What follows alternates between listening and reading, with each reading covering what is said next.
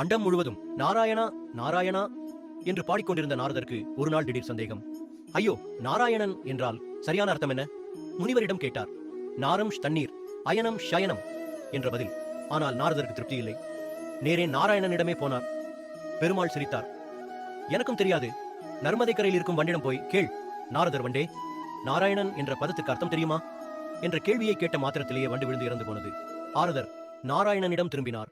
நாராயணன் என்ற நாமம் கேட்பவர்கள் இறந்து விடுவார்கள் என்றுதானே அர்த்தம் என்றார். ஒரு மரத்தை நோக்கி கிளி கை நீட்டினார் பகவான். கிளியிடம் நாரதர் கேட்க, கிளி சுருண்டு விழுந்து இறந்து போனது கன்றிடம் கேட்டதும் அதுவும் உயிர் துறந்தது.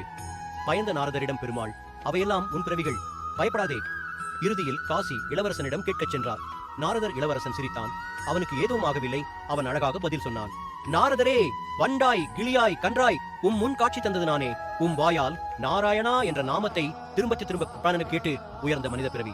அதிலும் செல்வங்களை எல்லாம் அனுபவிக்கத்தக்க இளவரசனாய் பிறந்திருக்கிறேன். தொடர்ந்து நாராயண மந்திரத்தை பக்தியுடன் ஓதி வைகுண்டம் செல்வேன் என்றார். நாரதருக்கு புரிந்தது, அந்த நாமம் செல்வமும் பிறவி தீர்ப்பும் தரும் அருள் நாமம். ஓம் நமோ நாராயணாய்.